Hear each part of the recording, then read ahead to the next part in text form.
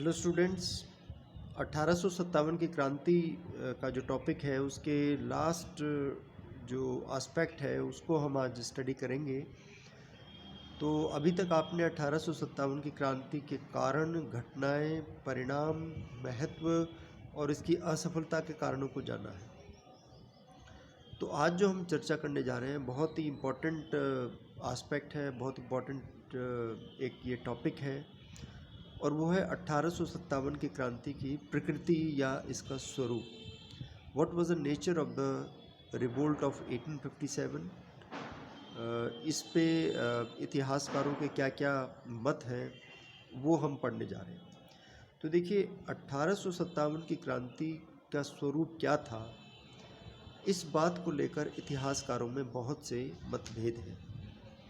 It's a highly debated topic in Indian history. मतलब भारतीय इतिहास में बहुत से ऐसे टॉपिक्स हैं जो कि डिबेटेबल हैं, जिन पर वाद विवाद बहुत हुआ है। जैसे आप देखो, आपने फर्स्ट सेमेस्टर में या सेकंड सेमेस्टर में पढ़ा होगा गुप्त काल के बारे में, कि गुप्त काल को भारतीय इतिहास का स्वर्ण युग क्यों कहा जाता है। ठीक है, ये भी इतिहासकारों में विवाद का विषय है। इसी तरह से आपने जो है सेकंड या थर्ड सेमेस्टर में पढ़ा होगा महमूद गजनवी के आक्रमणों के बारे में, कि महमूद गजनवी के भारत पर आक्रमण के क्या कारण थे, आर्थिक थे, राजनीतिक थे या धार्मिक कारण थे। तो इसको लेकर भी इतिहासकारों में विवाद है। तो इसी तरह के इसी स्तर का जो है ये विवादास्पद प्रश्न है। तो देखिए इसमें मूल बात ये है कि जो अंग्रेज लेखक हैं, अंग्रेज़ क्योंकि ज़्यादातर जो है ना 1857 के बारे में अंग्रेज़ों ने लिखा है, क्योंकि उस समय भारतीय ग्रंथ हमें उस समय के कम मिलते हैं। खासकर जो कंटेम्प्रेरी रिकॉर्ड्स हैं वो तो हमें अंग्रेज़ों के ज़्यादा मिलते हैं। बहुत से ऐसे अंग्रेज़ सेनापति रहे जिन्होंने इस क्रांति के बारे में लिखा, इसके स्वरूप के बारे में, घटनाओं के बारे में। और जहाँ तक राष्ट्रवादी इतिहासकारों की बात है तो राष्ट्रवादी इतिहासकार या आप ये कह लो कि भारतीय इतिहासकार, उन्होंने तो बाद में जाके ही इस क्रांति पर टिप्पणी की है। तो जो अंग्रेज इतिहासकार हैं उन्होंने तो इस क्रांति को केवल एक सैनिक विद्रोह माना है, कि it was merely A sepoy mutiny. ठीक है, जबकि जो भारतीय इतिहासकार हैं, जो राष्ट्रवादी इतिहासकार हैं, वो इसको प्रथम भारतीय स्वतंत्रता संग्राम कहते हैं, कि it was the first war of Indian independence. तो ये दो विचारधारा जो मैंने बताई ये तो प्रमुख है। इसके अतिरिक्त और बहुत सी विचारधारा हैं। जैसे कुछ तो ये मानते हैं कि ये अंग्रेज़ों के खिलाफ हिंदुओं और मुसलमानों का एक संघर्ष था। कुछ कहते हैं कि it was a Hindu Muslim conspiracy against the Christians, कि ईसाइयों के खिलाफ ये धार्मिक युद्ध था। कुछ कहते हैं it was a conflict of civilisation and barbarianism, यानी सभ्यता और असभ्यता के बीच का ये संघर्ष था। असभ्य का मतलब भारतीय और सभ्यता मतलब कि अंग्रेज़, कि it was a war between the civilised people and the barbarians. और कुछ जो है इसको ज़मींदारों का अंग्रेज़ों के ख़िलाफ़ एक संघर्ष बताते हैं। लेकिन ज़्यादातर जो विवाद किया जाता है, ज़्यादातर जो बातें डिस्कस की जाती हैं, वो जो प्रथम दो पॉइंट्स मैंने आपको बताए थे, कि एक तो अंग्रेज़ ये समझते थे कि ये केवल एक सैनिक विद्रोह है, और दूसरा जो पॉइंट ऑफ व्यू था वो ये माना जाता है कि ये प्रथम भारतीय स्वतंत्रता संग्राम है। ये भारतीय इतिहासकार समझते हैं। तो इन प्रथम दो जो पहलू हैं इन पर हम विचार करेंगे। तो पहला विचार क्या था? सैनिक विद्रोह, सिपॉय म्यूटनी। देखिए, इससे पहले कि मैं आपको ये समझाऊं, मैं आपको ये बताना चाहता हूं कि अंग्रेज़ों ने तो इसे केवल सैनिकों तक ही सीमित माना। उसके पीछे कारण था, वो इस इवेंट को ग्लोरीफाई नहीं करना चाहते थे। मतलब कि वो ये नहीं चाहते थे कि लोग ये समझें कि ये जो क्रांति, ये एक बहुत बड़ी क्रांति थी और इससे प्रेरणा लेकर वो और क्रांति के लिए जो है प्रेरित हो। इसलिए उन्होंने जो लिखा वो अपने पॉइंट ऑफ व्यू से लिखा। उन्होंने कहा कि कुछ नहीं, ये तो एक सैनिक विद्रोह था, सैनिकों से शुरू हुआ और उसको दबा दिया गया, ताकि आम जनता में ये बात न जाए कि क्योंकि उस टाइम मीडिया वगैरह कुछ था नहीं, तो ये फैलाने का प्रयास किया कि कुछ नहीं है, ये तो केवल एक सैनिक विद्रोह था। और उन्होंने अपने पक्ष में तर्क दिए। जैसे मैं आपको बताऊं कि sir John Lawrence, Marshman, Seeley, P Roberts, Michael Edwards जैसे जो अंग्रेज इतिहासकार थे, ब्रिटिश इतिहासकार थे, उन्होंने 1857 की क्रांति को एक सैनिक विद्रोह बताने के लिए कई सारे तर्क दिए। जैसे उन्होंने कहा कि विद्रोह का जो मुख्य कारण था वो सैनिक कारण थे। उन्होंने कहा कि क्योंकि अंग्रेज़ भारतीय सैनिकों से दुर्व्यवहार करते थे, उन्हें अपमानित करते थे, उनको अपशब्द कहे जाते थे, ये सुनकर उनका हृदय छलनी हो जाता था, और उनको पदोन्नति के अवसर बहुत कम थे भारतीय सैनिकों को। उनको अंग्रेज़ सैनिकों की अपेक्षाकृत बहुत कम वेतन दिया जाता था। और जिस तरह से लॉर्ड कैनिंग के समय में जो 1856 में सामान्य सेवा भर्ती कानून जो पास किया गया था, इससे भारतीय सैनिक बहुत आहत हुए थे। वो मैंने आपको बताया था कि सामान्य सैनिक भर्ती कानून क्या था, जनरल सर्विसेज एनलिस्टमेंट एक्ट। उसके अनुसार किसी भी सैनिक को ब्रिटिश लोगों की तरफ से युद्ध में समुद्र पार भेजा जा सकता था। अब देखिए, उस समय समुद्र पार जाना जो है गलत समझा जाता था।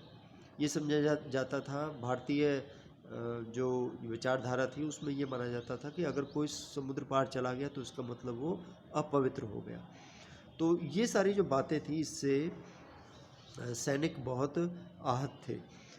पहली बात तो ये, और दूसरी बात ये कि अंग्रेज इतिहासकार कहते हैं कि विद्रोह का जो तात्कालिक कारण था वो चर्बी वाले कारतूस थे। अगर इस तरह के कारतूसों का प्रयोग करने के लिए सैनिकों को बाध्य नहीं किया जाता तो ये विद्रोह संभव नहीं होता।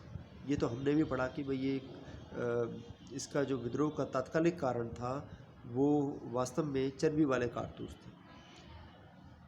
और ये कहा गया कि पहले सैनिकों ने विद्रोह किया और बाद में असंतुष्ट देशी शासक उनके साथ में जाके आ मिले।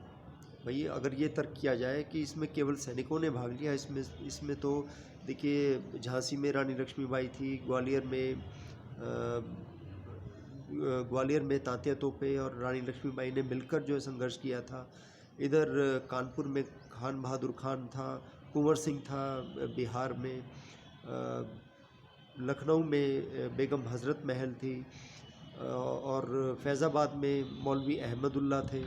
तो कहने का अर्थ ये है कि अगर ये कहा जाए कि भाई इसमें केवल सैनिकों ने नहीं बल्कि असंतुष्ट देशी शासकों ने भी भाग लिया, तो इसका तर्क ये है कि पहले सैनिकों ने विद्रोह किया, बाद में उस विद्रोह को में शामिल हो गए जो असंतुष्ट भारतीय शासक थे।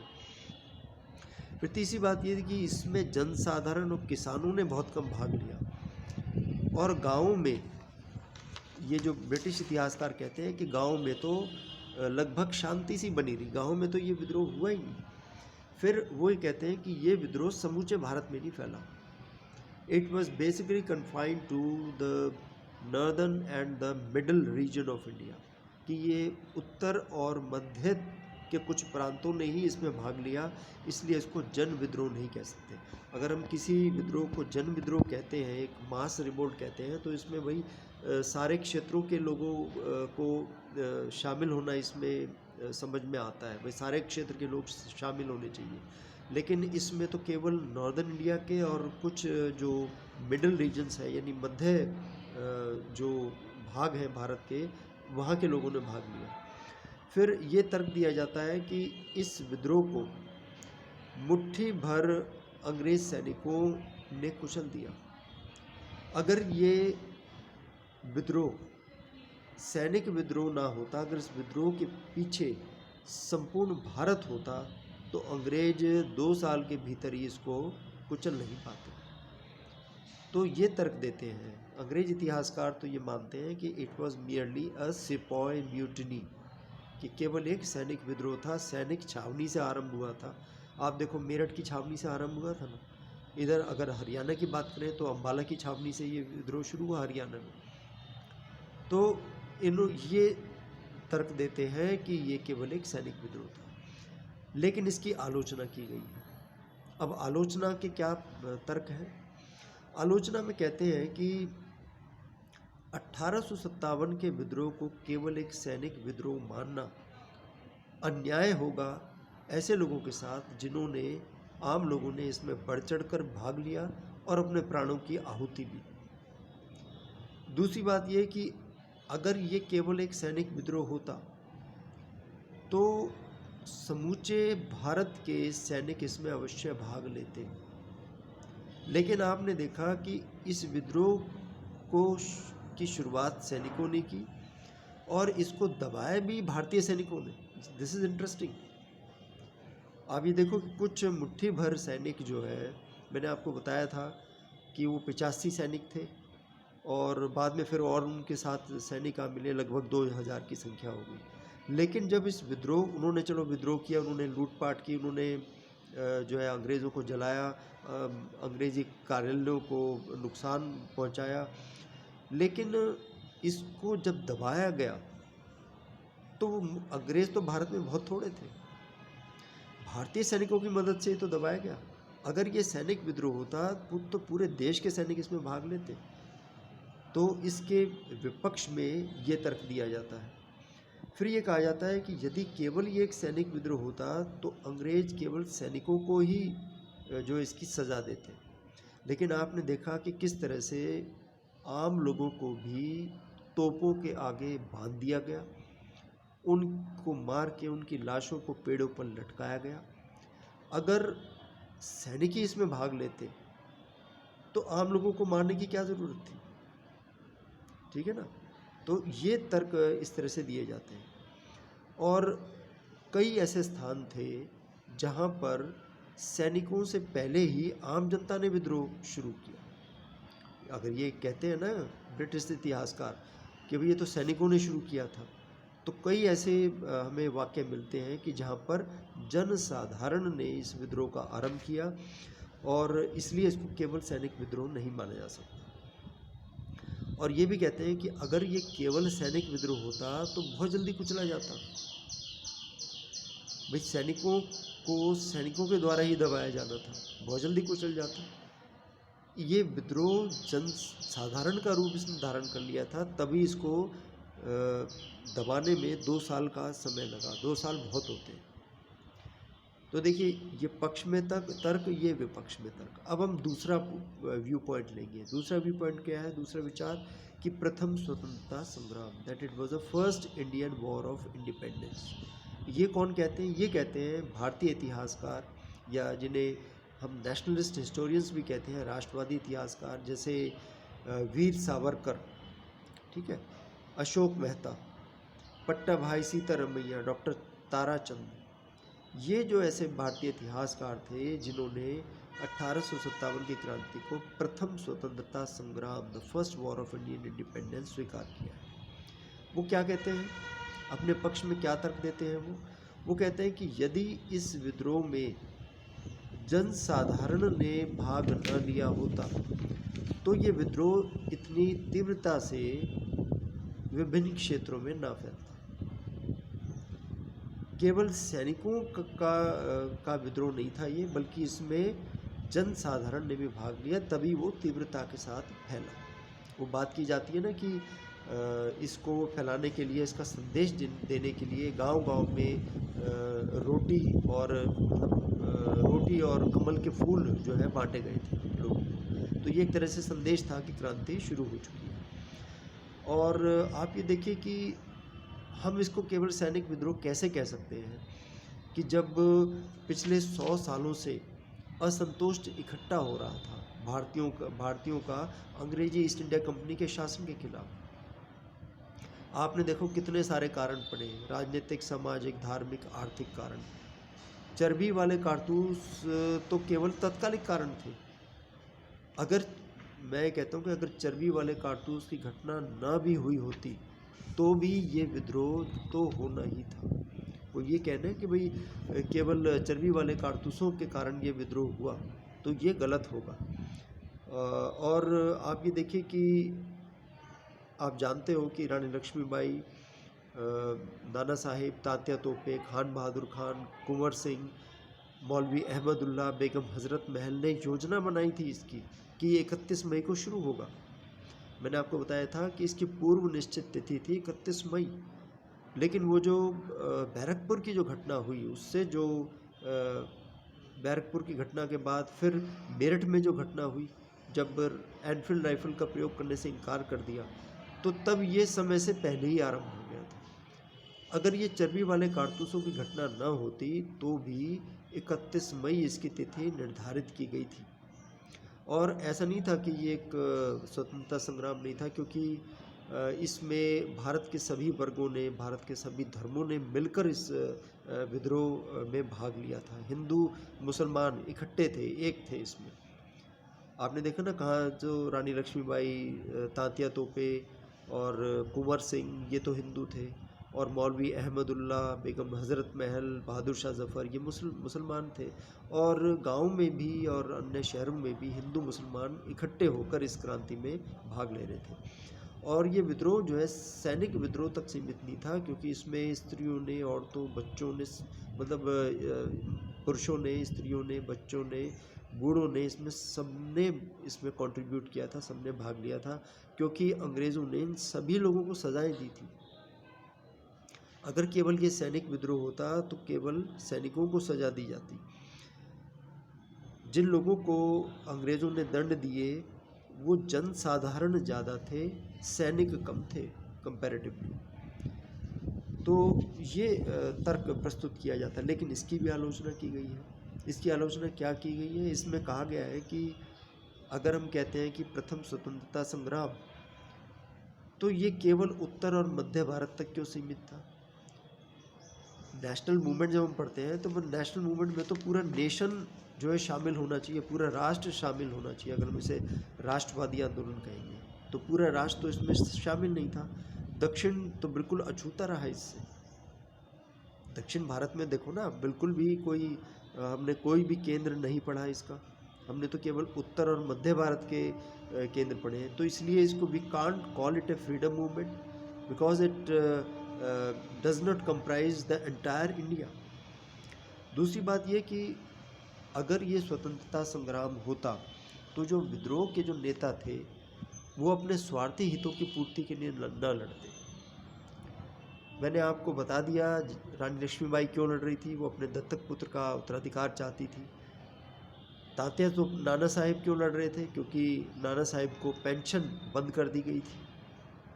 तो कहने का अर्थ ये है कि सभी जितने भी जो क्रांति के नेता थे वो सब अपने अपने स्वार्थी हितों की पूर्ति के लिए लड़ रहे थे। तो ऐसे विद्रोह को हम स्वतंत्रता संग्राम कैसे कह सकते हैं? उनमें वास्तव में एकता का अभाव था। और आप ये देखो कि अगर ये स्वतंत्रता संग्राम होता तो क्या भारतीय जो देशी शासक थे वो अंग्रेज़ों के साथ शामिल होते इस विद्रोह को दबाने के लिए? ये कैसे हो सकता था? आपने देखा किस तरह से सिंधिया, पटियाला, नाभा, जींद के जो शासक थे, मतलब ग्वालियर का सिंधिया था और पटियाला, नाभा, जींद के जो राजा थे, उन्होंने अंग्रेज़ों का साथ दिया इस क्रांति को कुचलने में। ऐसा होता है राष्ट्रीय आंदोलन, स्वतंत्रता संग्राम, जिसमें अपने ही लोग अपने लोगों के खिलाफ हो जाए। तो इसको जो है स्वतंत्रता संग्राम कैसे समझा जा सकता है? फिर ये एक तर्क दिया जाता है कि यदि भारतीयों ने मिलकर अंग्रेज़ों के खिलाफ विद्रोह किया होता तो उनकी विजय निश्चित थी, लेकिन ऐसा नहीं हुआ। तो we can't call it as first war of Indian independence. तो अब हमें जो है निष्कर्ष पे पहुंचना है। तो निष्कर्ष के रूप में हम ये कह सकते हैं कि 1857 की क्रांति का जो आरंभ हुआ था वो तो निश्चित रूप से सैनिकों का विद्रोह से आरंभ हुआ था, इसमें कोई दो राय नहीं। आपने देखा मेरठ छावनी से ही शुरू हुआ, वो जो 2000 सैनिक दिल्ली पहुंच गए थे। लेकिन बाद में जो शासक थे और जो जनसाधारण थे उन्होंने इसको इसमें भाग लेकर इस विद्रोह को एक वृहद रूप दे दिया था। तो दोनों ही बातें रही। इसकी शुरुआत सैनिकों ने की, लेकिन इस बाद में जो जनसाधारण था वो उसमें भाग लिया।